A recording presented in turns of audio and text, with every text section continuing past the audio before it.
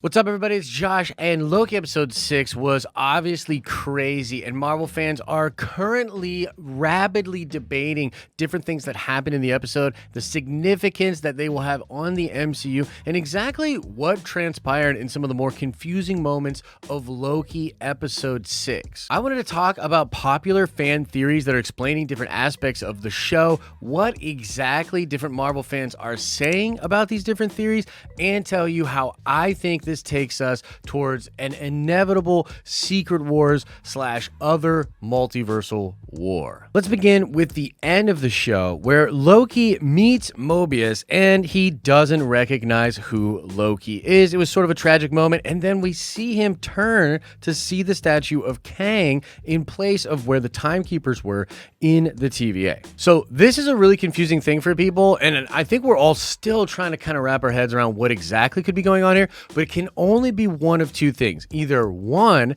Kang or one of the variants of Kang that inevitably happened after Sylvie killed the Immortus-like dude. Yeah, one of those Kangs went way back and rewrote the history of the TVA, changing it, or this is a different TVA, that the TVA can now perhaps have either variants or there were always different and other TVAs. So let's go over these two theories in a little bit more detail here. Firstly, I want to shout out Rob from Comics Explained. He talked about this theory a lot in his videos, and in a recent short he did for his YouTube channel, it sums it up pretty nicely here. He's basically saying that likely what happened is a Kang, likely Kang the Conqueror, went back.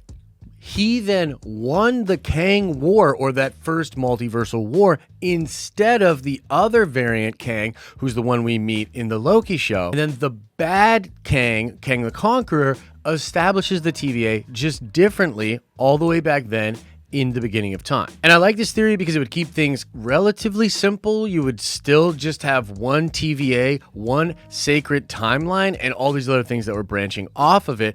But I don't know if that's exactly the case. And I think there's some evidence to suggest that there will always be multiple Kangs, or rather always be multiple universes, and each one of those universes will have their own TVA. And I'm starting to lean more towards that theory, and a lot of it has to do with the visuals of the opening sequence of the episode 6 of Loki, a little bit to do with the explanation that Kang himself gives about his origin story, and ultimately the fact that Sylvie uses Kang's time pad to send Loki to the TVA rather than a normal time pad. And this kind of gets into another crazy theory, which I'm going to do another video about because I'm so freaking hyped about Kang and the freaking MCU. This is awesome. But frankly, I don't know if that Kang that we meet at the end of Loki Season 1 is actually a good guy, or being completely honest to Sylvie and Loki. I think he may well have had a backup plan, or was using them to maybe set himself free or something. And honestly, I'm feeling a little bit like friggin' Bruce Willis in Looper, because it's like when you start talking about time travel crap. I don't want to talk about time travel shit.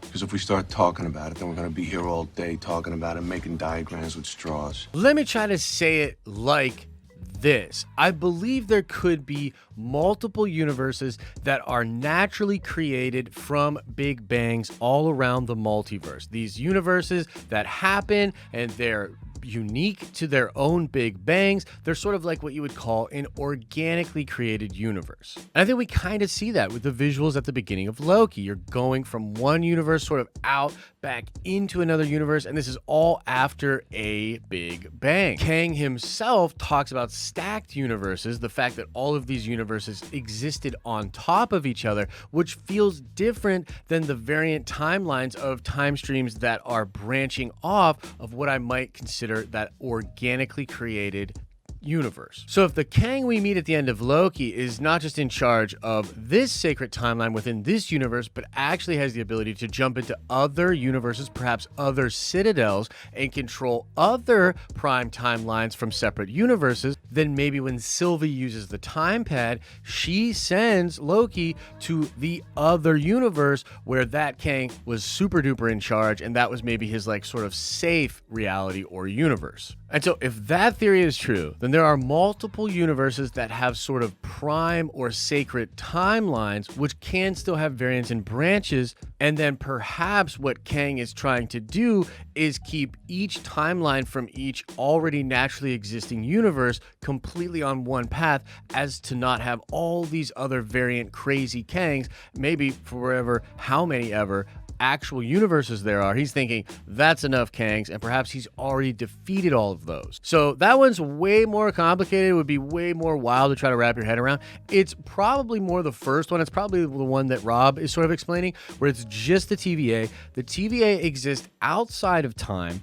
and Kang went back before the TVA was created in the place that is outside of time and changed all the variants, changed all the dogma, changed everything so that he was in charge. So basically, the instance that Sylvie killed Kang, it allowed the multiverse to happen, which eventually led to an inevitable Kang the Conqueror at some point in time that would then discover all of this stuff, go back to the very beginning of time, win the Kang War, and recreate the TVA. And regardless of whether or not there are multiple sacred timelines and multiple TVAs, we now know that in our universe, everything's about to go bananas. The entire multiverse is completely open with so many branch timelines and branch timelines that are running into each other, whatever that means. This could well be what's happening in What If, what will also lead to the variant versions of Spider-Man and the villains from the Sony movies showing up in Spider-Man No Way Home, and eventually some bananas type bizarro crazy stuff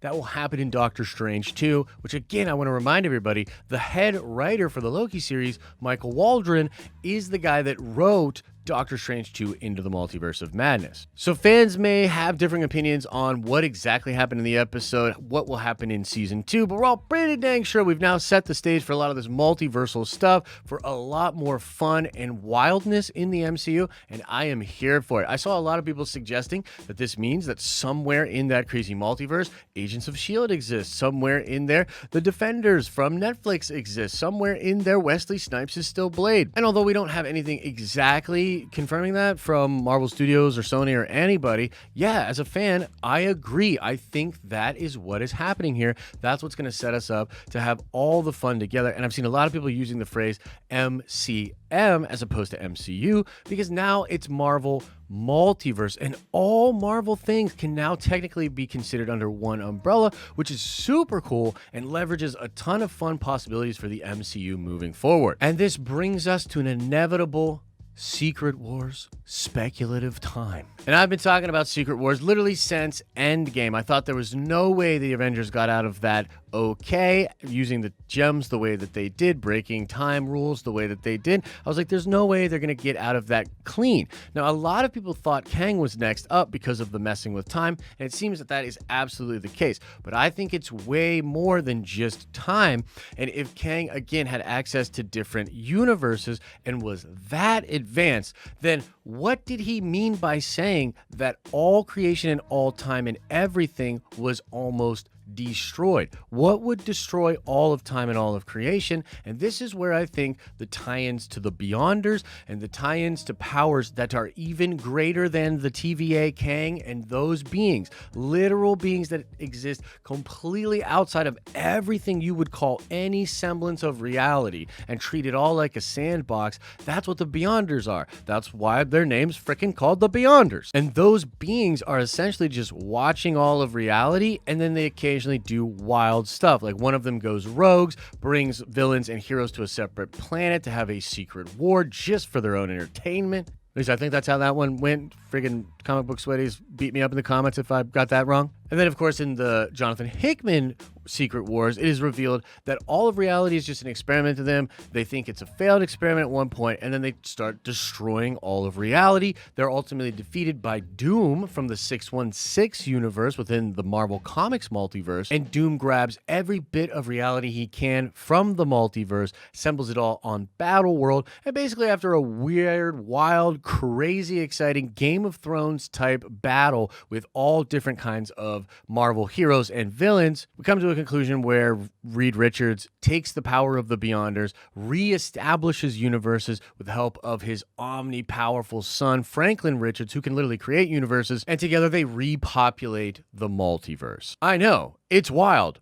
you should read it. And for the longest time, we've thought that or something like that was coming to the MCU. I mean, the Russo brothers literally teased it multiple times in an interview around that time of Endgame. I think they knew all the eyeballs were going to be on them then. We would still be talking about what they said back then. Years later, these guys still take monthly meetings with Marvel, folks. I'm telling you, I still strongly believe the Russo brothers are not only coming back for Secret Wars, but they're already planning the thing. And I think Loki, Spider-Man No Way Home, Doctor Strange Into the Multiverse of Madness, and Quantumania are all breadcrumbs along that trail to take us as an audience to an endpoint where we will be able to accept something as grand and insane as outside universal forces trying to destroy everything, whole universes being destroyed, and then a new world with different variant versions of our characters fighting for all of existence. It's just about the most dang epic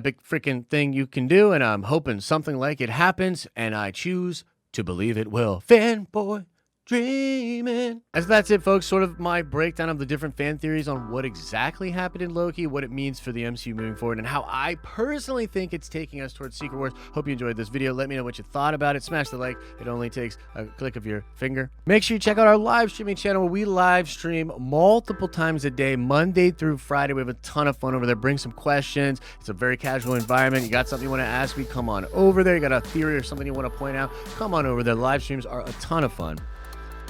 And as I always say, I hope you're having an awesome and a nerdy day. And I'll see you in the next video.